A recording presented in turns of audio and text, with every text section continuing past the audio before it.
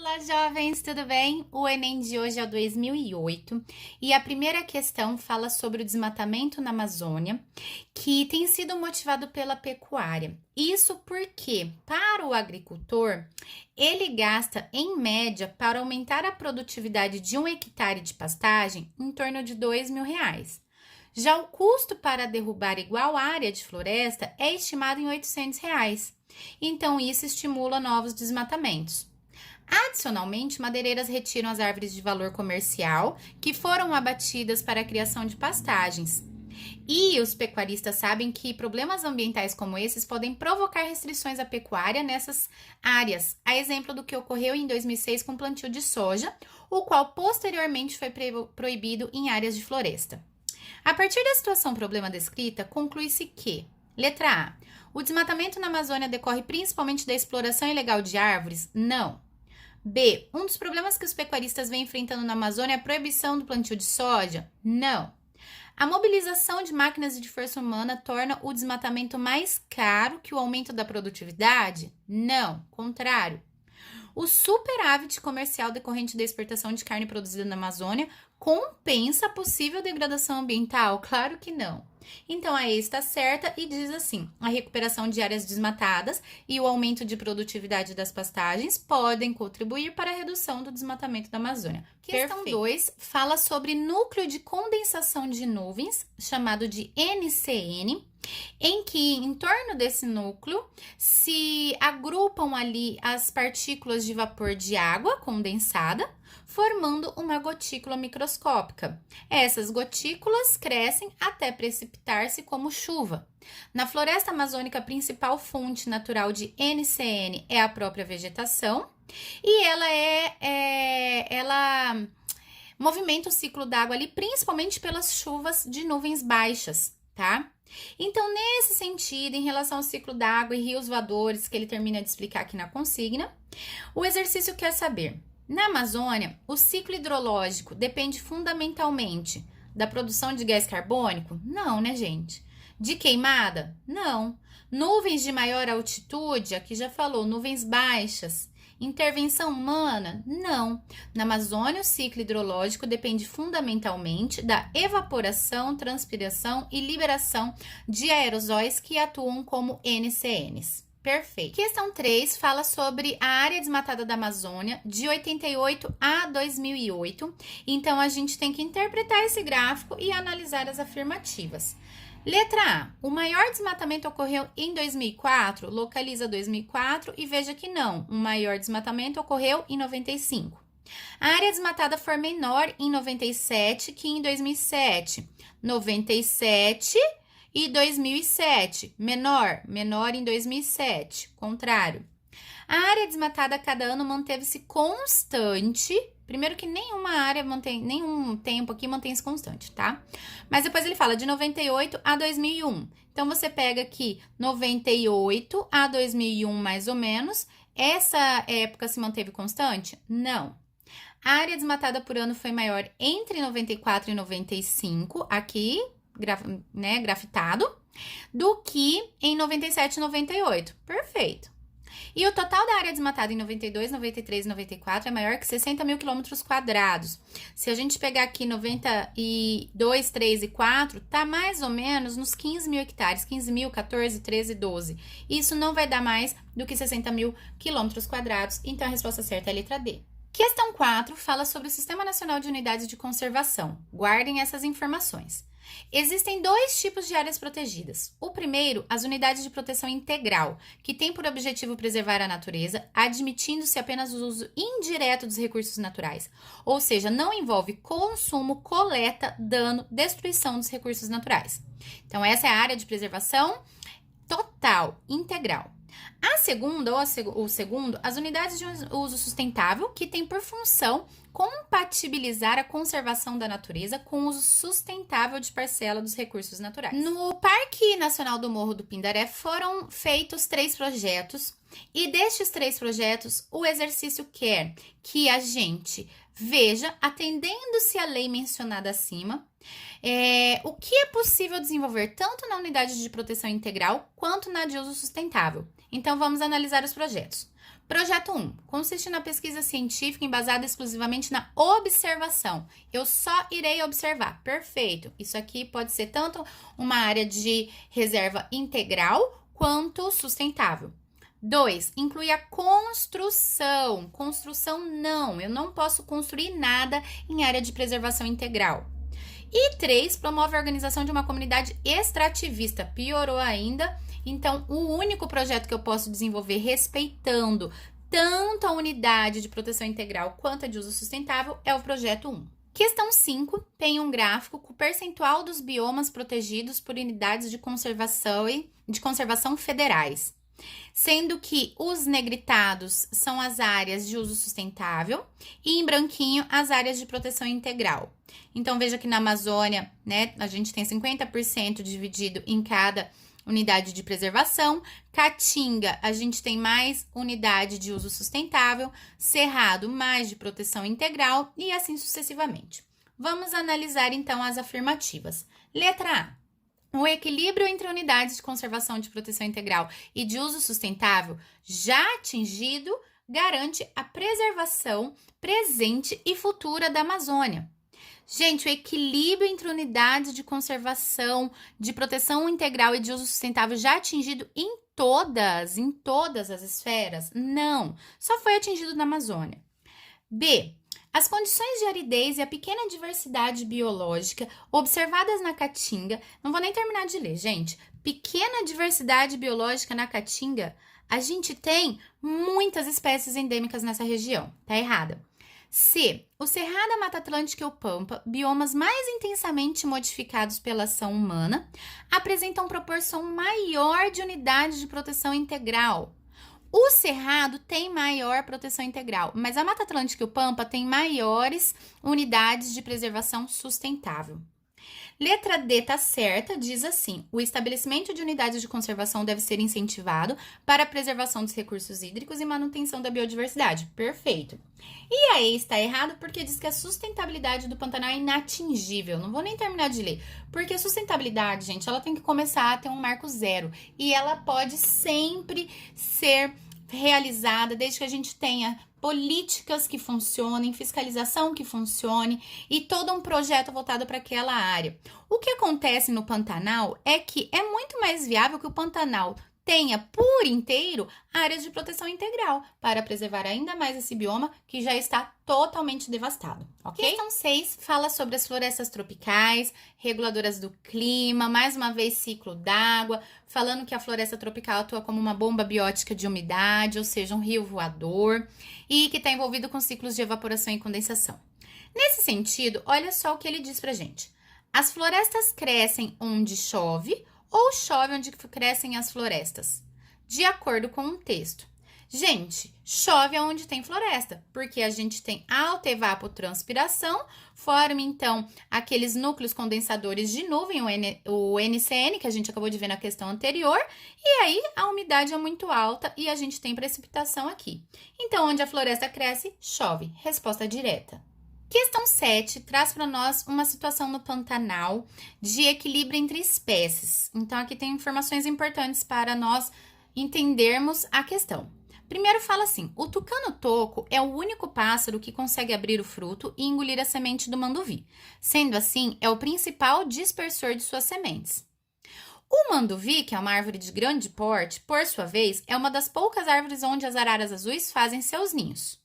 Até aqui tudo bem, mas o tucano-toco é o maior predador de ovos de arara azul. Então, a gente entra numa encruzilhada. Se não há tucanos-toco, o manduvi se extingue, pois não há dispersão de suas sementes e não surgem novos manduvinhos. Isso afeta as araras azuis, que não têm aonde fazer seus ninhos. Se, por outro lado, há muitos tucanos-toco, eles dispersam as sementes dos manduvis e as araras azuis têm muito lugar para fazer seus ninhos, mas seus ovos são muito predados. Então, de acordo com a situação descrita, vamos analisar. Letra A. O manduvi depende diretamente tanto do tucano-toco como da arara azul para sua sobrevivência. Não, a arara azul para o manduvi é indiferente. O tucano-toco, depois de engolir sementes do manduvi, digere-as e torna-as inviáveis. Não, elas continuam viáveis, tanto é que ele faz a disseminação das sementes e dispersão para outros lugares. C. A conservação da arara azul exige a redução da população de manduvis? Não, é o habitat delas, é onde elas fazem o seu ninho. D. A conservação das araras azuis depende também da conservação dos tucanos-toco, apesar destes serem predadores daqueles. Perfeito. A derrupada de manduvis, em decorrência do desmatamento, diminui a disponibilidade de locais para os tucanos fazerem seus ninhos. Não, os tucanos não fazem seus ninhos nos manduvis, e sim as araras azuis. Então, a resposta certa é a letra D. Já a questão 8 fala sobre água de lastro e espécies indesejáveis, ou seja, espécie invasora, a exemplo, o mexilhão dourado. Isso aqui eu já falei várias vezes para vocês em outras provas. É constante o aparecimento dessa questão ecológica e ambiental, tá? Por quê? O mexilhão dourado, ele veio para o Brasil com navios mercantes, então ele se instalou ali na bacia Paraná-Paraguai em 91, e a disseminação desse molusco e a sua ausência de predadores tem causado muitos prejuízos. Há exemplo na hidrelétrica de Itaipu, onde o mexilhão altera a rotina de manutenção das turbinas, acarretando prejuízos de 1 milhão por dia, $1 milhão por dia, devido à paralisação do sistema. Uma das estratégias utilizadas para diminuir o problema é acrescentar gás cloro à água, o que reduz em cerca de 50% a taxa de reprodução da espécie. De acordo com as informações acima, o despejo da água de lastro A. É ambientalmente benéfico? Jamais. B. Trouxe da China um molusco que passou a compor a flora aquática? Jamais. Causou na usina de Itaipu por meio de micro-organismo invasor. Micro-organismo, gente, molusco, pelo amor de Deus. D. Introduziu uma espécie exógena na bacia Paraná-Paraguai que disseminou até ser controlada por seus predadores naturais. Gente, ele não tem predador natural, é uma espécie exótica. A letra E tá certa porque fala que motivou a utilização de um agente químico na água como uma das estratégias para diminuir a reprodução do mexilhão dourado. Questão 9 fala sobre biodigestão anaeróbica, traz um esqueminha aqui pra gente de um biodigestor e mostra a matéria orgânica entrando no biodigestor, do qual gera produtos que abastecem e alimentam, então, veículos, aquecedores, geradores e que formam energia elétrica. Os resíduos, eles são utilizados como fertilizantes.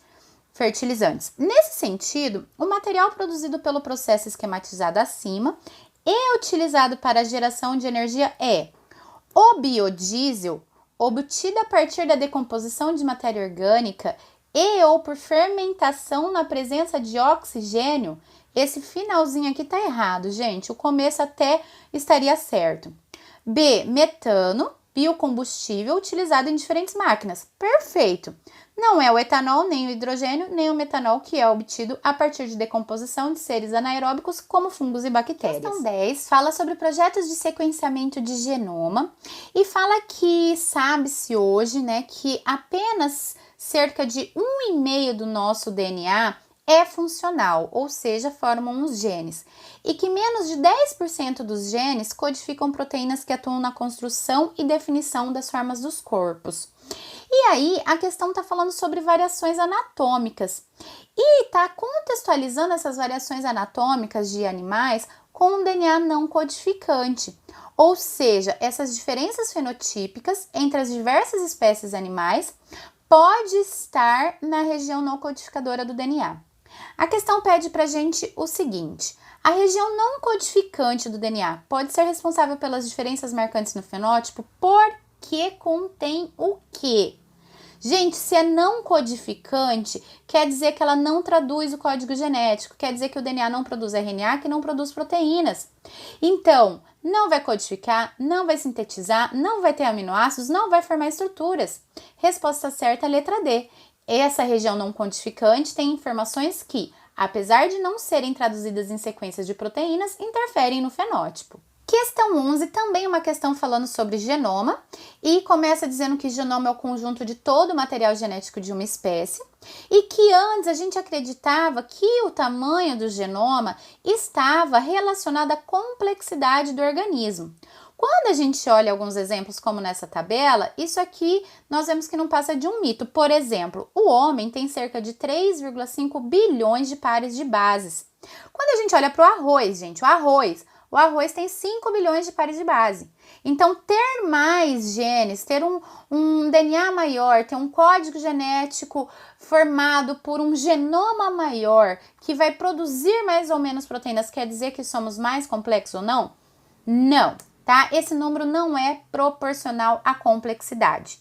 Sendo assim, vamos analisar as afirmativas. De acordo com as informações anteriores, o conjunto de genes de um organismo define o seu DNA? Não, porque o DNA ele é formado por genes e introns, lembra? Então, nós temos apenas 1,5% do DNA formado por genes. 1,5% do total do DNA formado por genes. B, a produção de proteínas não está vinculada ao DNA, pelo amor de Deus. C, o tamanho do genoma não é diretamente proporcional ao número de proteínas produzidas pelo organismo. Perfeito. D, quanto mais complexo o organismo, maior o tamanho de seu genoma. Não, foi isso que a gente acabou de falar que é mentira. E E fala que genomas com mais de 1 bilhão de pares de base são encontrados apenas nos vertebrados.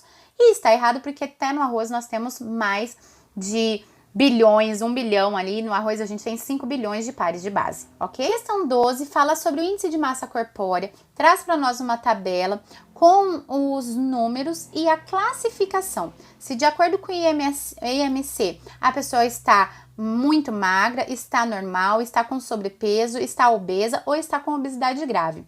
E o risco de doença para cada classificação destas. Abaixo nós temos uma outra tabela com algumas pessoas, seu peso, sua altura e seu IMC. Gente, para analisar a questão e ficar mais fácil, já coloca do lado a classificação da pessoa. Então, o João, quando ele traz o IMC de 35, a gente vê que ele está aqui, ó. Então, ele tem obesidade e o risco de doença é muito elevado.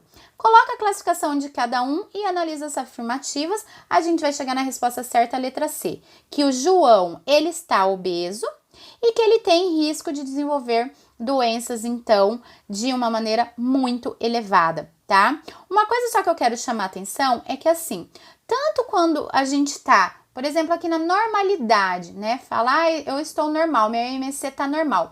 Isso quer dizer que eu não tenho riscos de ter doenças? Gente, o risco é baixo, porque risco de ter doença basta estar vivo, tá? Então, sempre a gente pensar nesse lado aí para interpretar as questões. A questão 13 é uma questão de ecologia que diz assim: os ecólogos esperavam encontrar em uma área o aumento do tamanho das acácias, árvores preferidas de grandes mamíferos herbívoros africanos, como girafas e elefantes, já que essa área estava cercada para evitar a entrada desses herbívoros.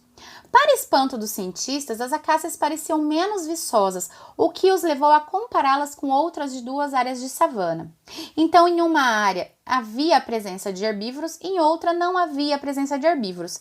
E eles analisaram o que acontecia ali e colocaram, então, nesse gráfico para nós. Observem que as acácias com a presença de herbívoros, elas tiveram uma preservação no final. Ou seja, a presença de herbívoros preserva as acácias. Isso porque o pisoteamento leva à poda das acácias. A poda das acácias estimula a maior produção de néctar. Com mais néctar, eu tenho a presença de formigas da espécie 1 que dependem do néctar. E a presença das formigas da espécie 1 diminui a presença das formigas da espécie 2.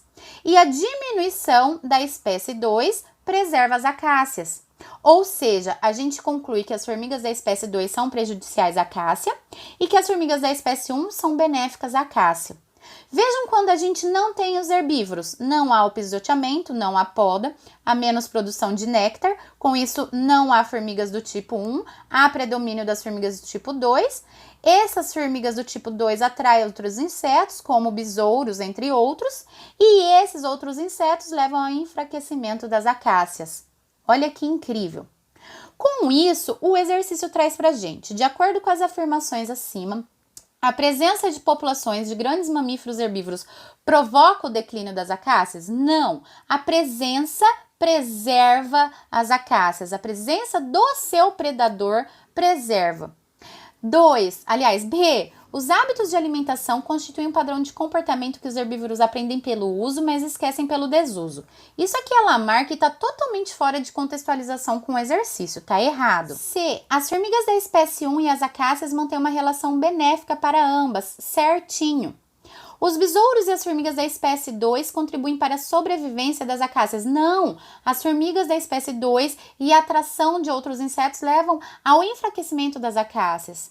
E aí fala que a relação entre os animais herbívoros, formigas e as acácias é a mesma que ocorre entre qualquer predador e sua presa. Não é, né, gente? Normalmente, toda relação de predador, ela é só prejudicial à sua presa. Aqui é uma relação que traz benefícios para a sua presa, porque atrai, então, as formigas da espécie tipo 1. Ok? E para finalizar, a questão 14 fala sobre a inclusão da carne bovina na dieta, que é importante por ser uma excelente fonte de proteínas, mas fala dos efeitos prejudiciais com o risco de doenças cardiovasculares por causa das taxas de colesterol e de gordura. O exercício traz pra gente uma tabela com os valores de colesterol em carnes brancas, em carnes vermelhas, nessas carnes cruas ou nessas carnes cozidas. Essas medidas são em miligramas a cada 100 gramas de amostra. Então, com base nessas informações, olha só. 1. O risco de ocorrerem doenças cardiovasculares por ingestões habituais da mesma quantidade de carne é menor se for carne branca de frango do que se for toucinho. Carne de frango branca sem pele tem mais colesterol do que toucinho. Olha que chocante, né? Então, é maior, tá errada.